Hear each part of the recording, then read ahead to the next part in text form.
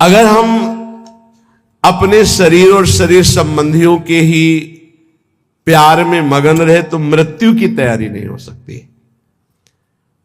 त्वमेव ब्रूहि प्राक् स्वजन परिवारादि निखिलम त्वया दृष्टम क्वादौ जनक जननी त्वादिक पदम विहायाता सर्वं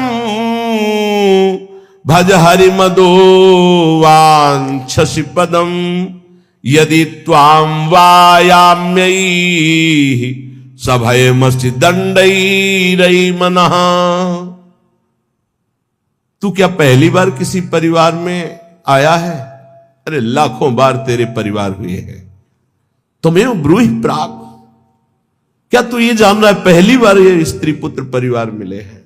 बहुत बार मिल चुके हैं, बहुत भोग चुके हो, बहुत बार सुख संपत्ति।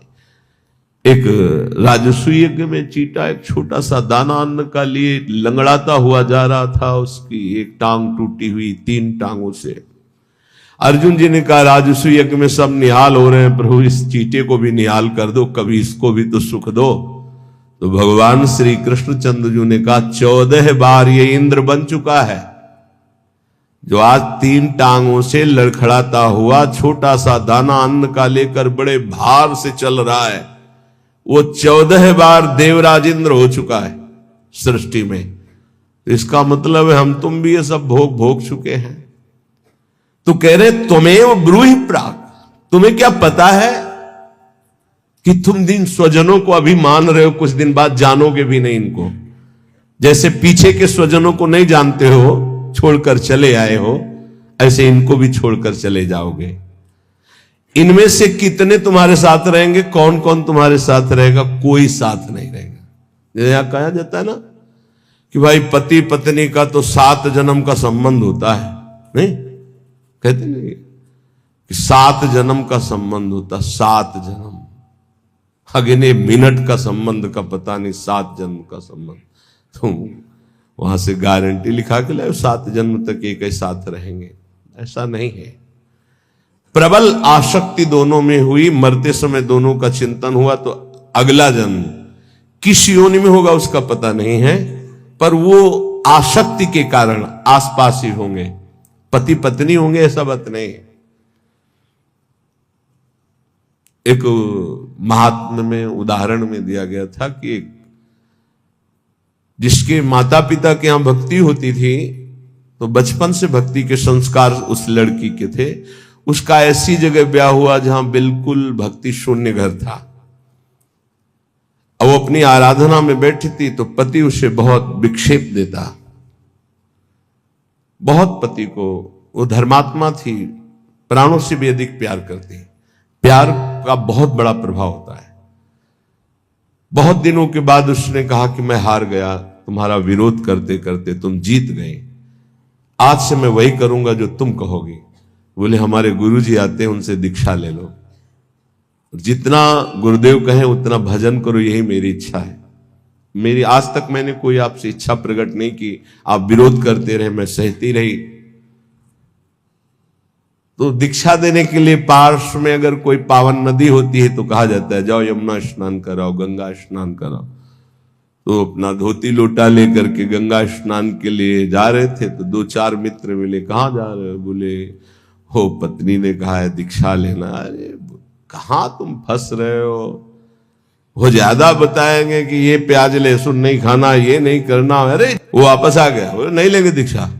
को न कुसंगति पाए नसाई, रहे न नीच मते चतुराई।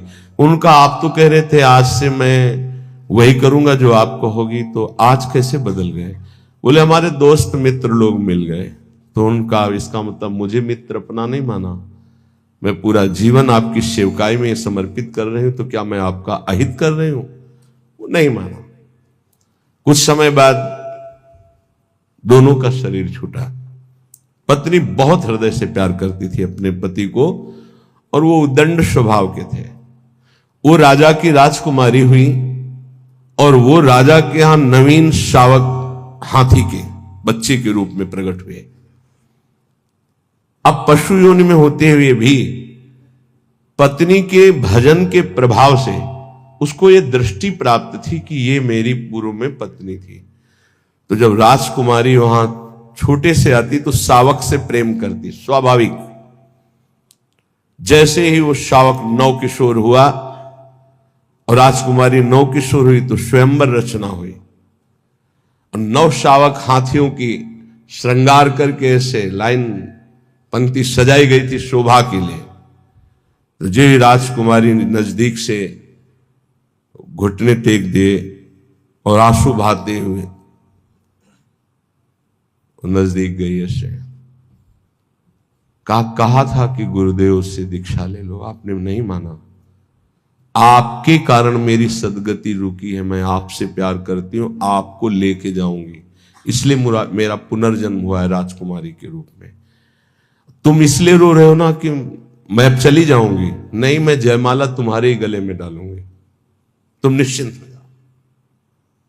जब स्वयंवर का तो जयमाला लिया और नौ शावक, अरे बोले राजकुमारी पागल है। जो राजकुमार लोग थे वो चले गए। राजकुमारी ने फिर एकांत में जाकर, अब भी हमारे पति हो, दीक्षा लोगे? तो कहा अब गुरु मैं बनूंगी आपकी, अब मैं उपदेश करती हूं। कान में नाम दिया, मंत्र दिया, उसके प्रभाव से उसका शरीर छूटा और वो भगवत प्राप्त हुई और वो भी भगवत प्राप्त हुई।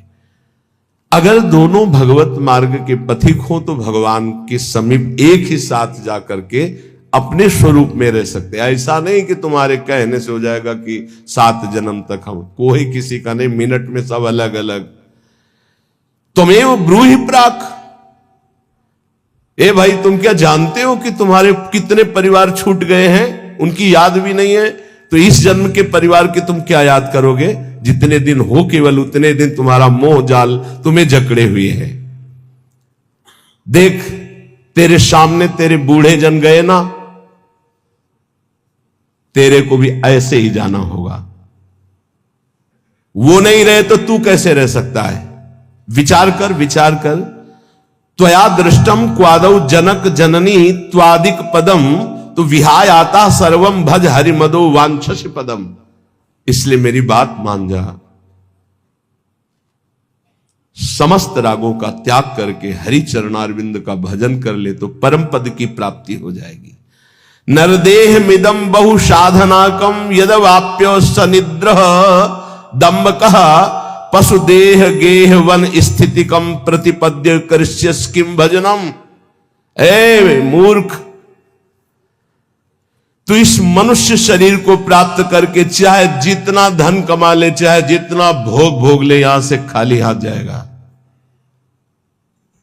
तेरे नेत्र बस रूप देखने में, इंद्रियां भोगों में, शरीर नाना प्रकार की वासनाओं में लगाए हुए हो, क्या तेरे हाथ लगेगा? नरदेह मिदम बहु साधनाकम, अरे बहुत प्रकार की साधना करके इसको पावन करके भगवत प्राप्ति कर ले, इसलिए मानव देह मिली हुई है। किनको भगवत प्राप्ति होती है? कैसे आचरण होते जिनसे भगवत प्राप्ति होती है? बोले भगवत साक्षात्कार के लिए ये बातें अवश्य होना चाहिए।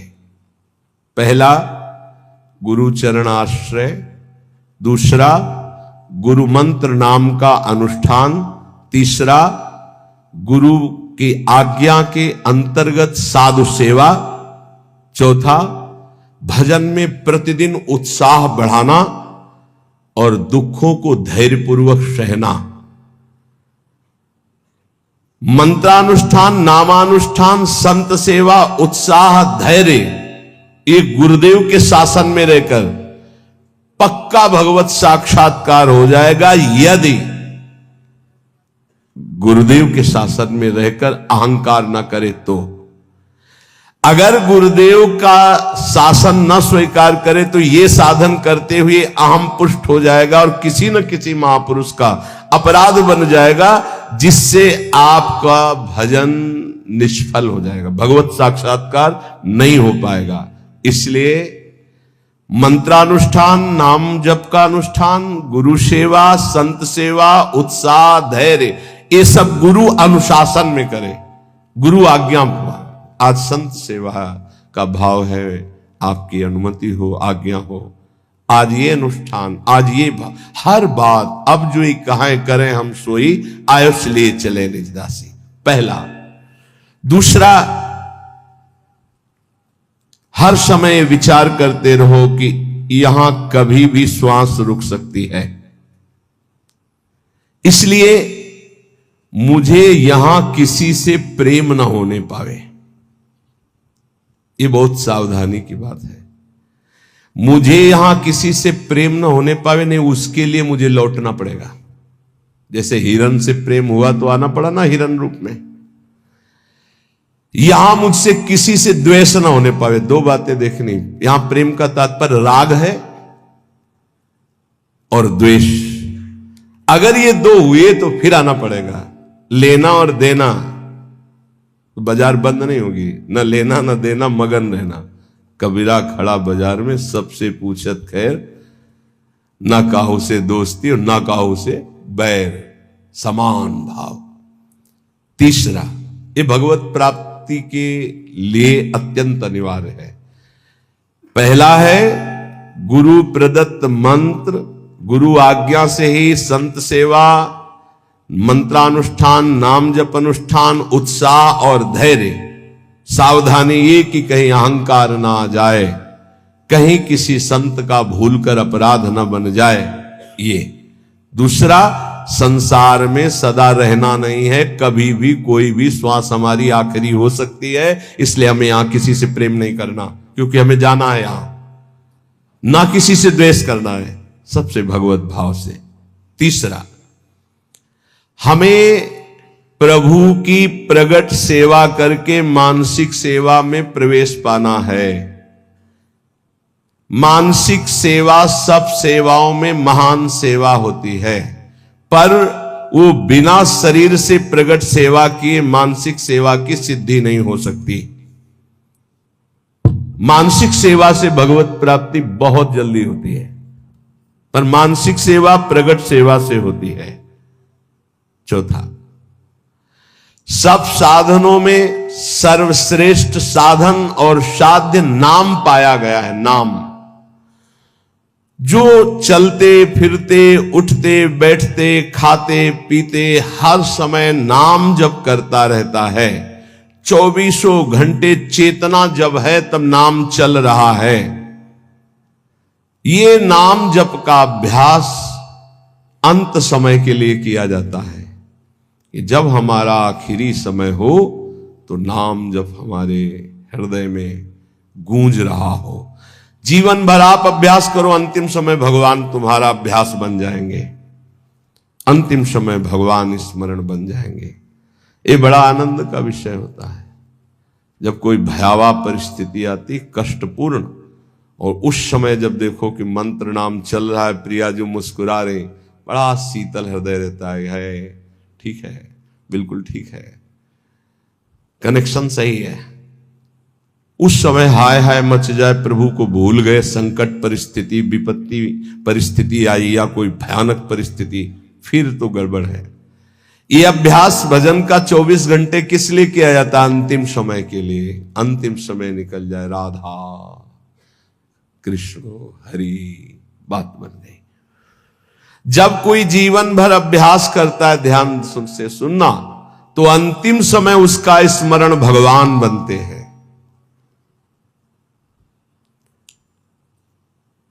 भगवान में अनन्य भाव आ जाना, बस बिल्कुल भगवत साक्षात्कार होने वाला ही है।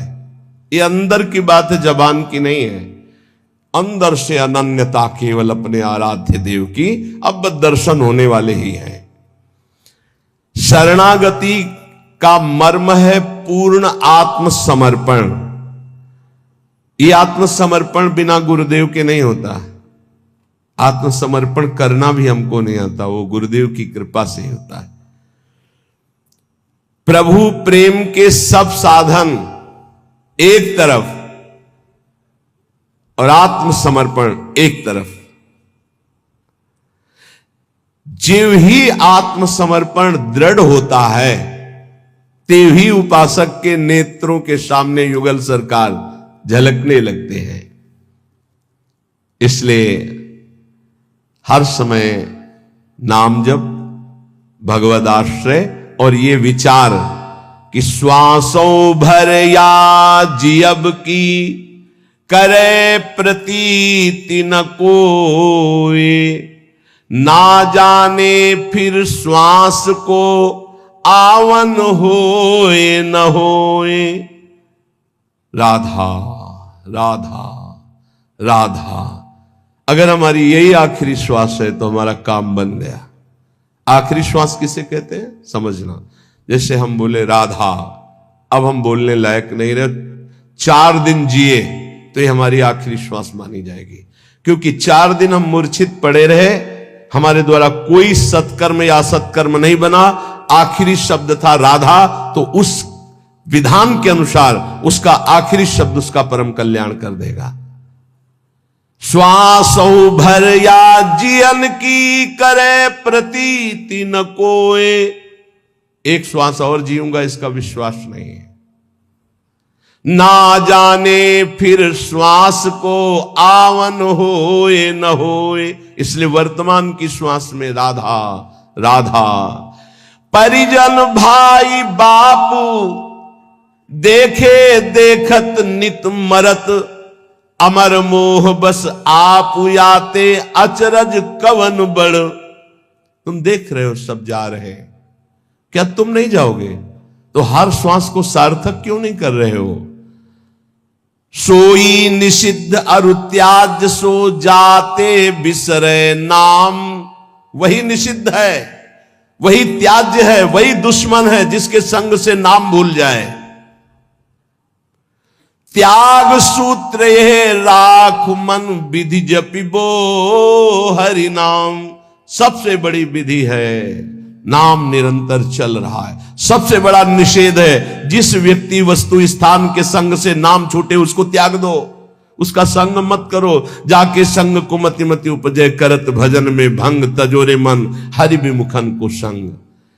जीने को फल पी तब ही जब 8 पहर तब नाम, पी तेरो सुमिरन बिना जीवो कौने काम। प्यारे, तेरे जीवन का परम लाभ यही कि हर समय तेरी जिह्वा से नाम चलता रहे। यदि नाम नहीं चल रहा तो तेरा जीना बेकार, किस काम का जीना। इसलिए कुछ प्रश्न हैं बहुत उत्तम, जिनके सारांश में उत्तर हैं, जो हमारे परमार्थ में बहुत सहयोगी हैं। दीनता और नम्रता भगवान को बहुत प्रिय है, इसका क्या लक्षण है? तो बोले जिसके अभिमान का संपूर्ण अभाव हो चुका है उसी में दैन्यता और नम्रता आती है। दैन्यता और नम्रता भगवान को बहुत प्रिय है, इसका क्या लक्षण है? तो उत्तर, जिसके अभिमान का पूर्ण रूप से अभाव हो गया है। कर्म किसे नहीं बांधते हैं? भगवत प्रेमी महात्मा को या ब्रह्मबोध संपन्न महात्मा को, 2 के ऊपर कर्म विधान लागू नहीं होता। सिद्ध महापुरुष भगवत प्रेमी या सिद्ध महापुरुष ज्ञानी तत्वबोध, इन 2 के ऊपर कोई भी कर्म लागू नहीं होता, ना संचित कर्म, ना प्रारब्ध कर्म, ना क्रियमाण। तो कह दोगे कि बड़े बड़े सिद्धों के शरीरों में तो शरीर है क्या? वो सिद्ध हो चुके, शरीर से परे हो चुके, कोई भी कर्म उनको बांध नहीं सकता। बकाया सब कर्म के बंधन में बंधे 2 ही मुक्त हैं, या तो भगवत प्रेमी महात्मा या तत्वबोध संपन्न ज्ञानी। पुण्य नाश का हेतु क्या है? पुण्य कैसे नष्ट हो जाते हैं? जब कोई अहंकार में भरकर अपने पुण्य की चर्चा करता है, उसी समय सारे पुण्य नष्ट हो जाते हैं। ध्यान देना, वो वृंदावन गए थे, 100 संतों को फिर रबड़ी और खीर पवाई और फिर 100 दक्षिणा भी दी। अरे हम कहा तुझे तो चलता ही रहता, फिर एक एक सेव और महात्मा लोग तो कह रहे थे जैसा तुमने पवाया वैसा तो आज तक पाया ही नहीं, सब गया तुम्हारा, सब गया, जो तुमने किया था सब नष्ट हो गया। ध्यान देना, पुण्य नष्ट कैसे हो जाते हैं? अहंकार में भर करके अपने किए हुए पुण्यों का वर्णन करने से पुण्य नष्ट हो जाते। बहुत ही लाभदायक प्रश्न उत्तर है। 4 लोग बैठे, वो प्रयाग गए थे तीर्थ, संगम में 4 बजे स्नान किया, फिर ऐसा सर्दी तो थी पर हमने कहा ऐसा, और हमने दान भी दिया, वो सब जा रहा है, सब नष्ट हो रहा है। कभी अपने सुकृतों को, अच्छे कार्यों को, भगवत कार्यों को प्रकाशित ना करे।